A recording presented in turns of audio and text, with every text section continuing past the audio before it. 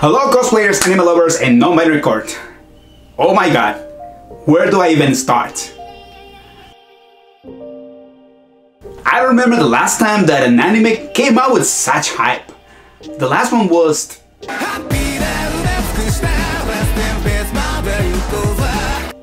oh yeah, Chainsaw Man. But before that it's been... oh yeah, one season. Bleach.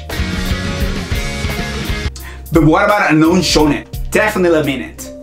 Oshi is one of those manga adaptations that has been long awaited and with good reason. But before that, let me address something. The thing that I have been hearing, you should watch it with a little information as possible.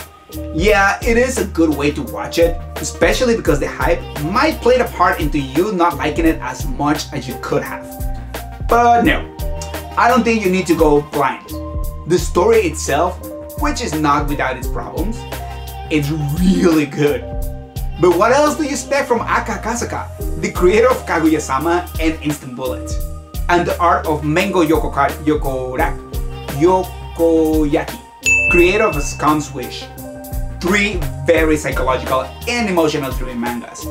Two of them are dark. Another thing that I must say about this first episode is that it is 90 minutes long. Why? Because it's the actual prologue, the first 10 chapters, and the story is almost self-contained. It only kicks in the last minute the actual story, a revenge story, which is the fourth plot twist in this first episode. That is a lot of plot twist. The first big plot twist on this story is that Aqua starts as a 30-year-old doctor named Goro Ameyami, a big fan of his future mother-to-be, Ai Oshino.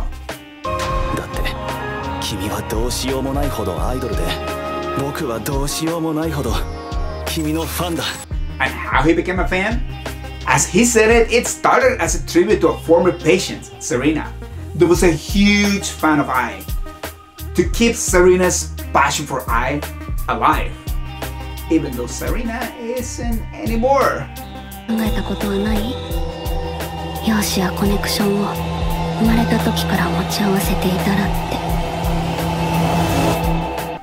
Only for him to be murdered within the first 15 minutes of the episode.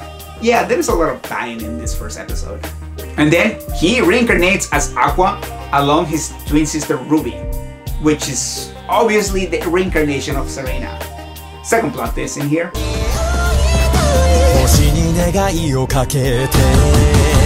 Here's one of my biggest problems with this first episode.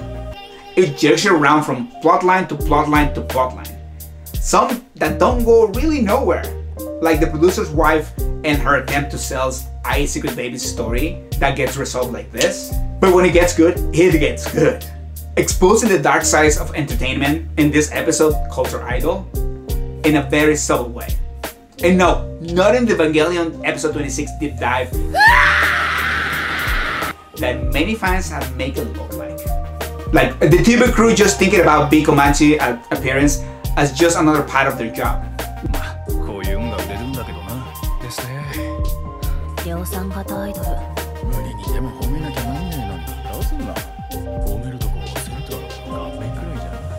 While I thinking about her future and her hard work, which in another anime, this would be the part where everybody gets blown away and everybody becomes fan of Ai.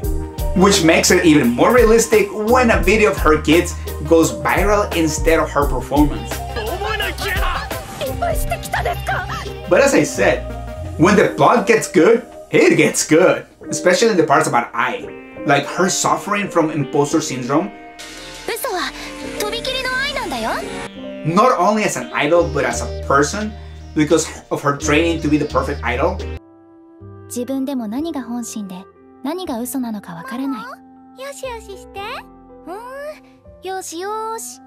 Things like practicing that perfect smile has left her unable to tell where the idol ends and she begins. Leading to one of the most amazing lines in the whole show, where Ai is sure of one thing: she loves her children.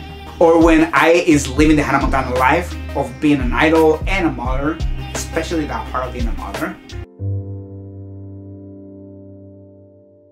That scene where she helps Ruby to overcome a trauma from her previous life and helps her to learn to dance, so beautifully executed. Ours and Goro/Aqua's obsession with Ai is well justified, and Ai living the Hannah Montana life would have been the perfect plotline for any manga, a really long series of manga. But I guess, and understandably, Akasaka wanted to tell a different story, a serious yet light and still harder one.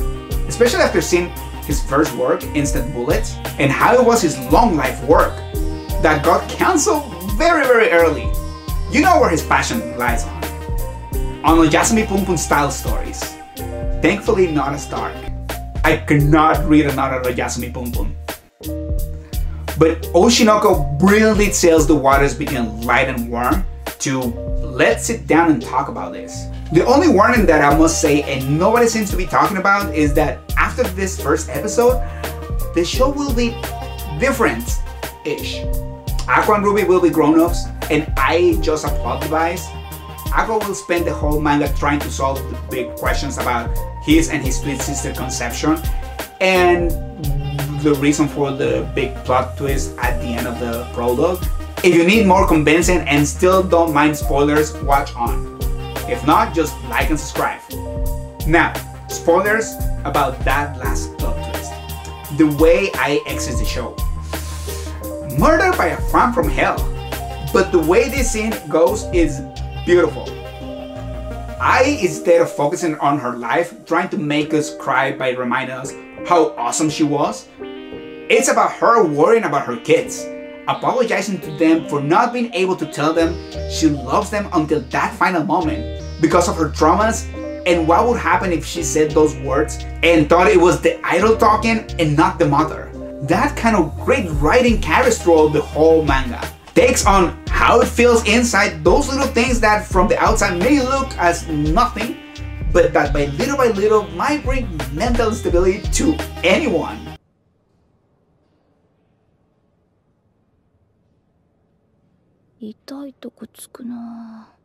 And with that, I'm quite sure this will make you want to at least watch it.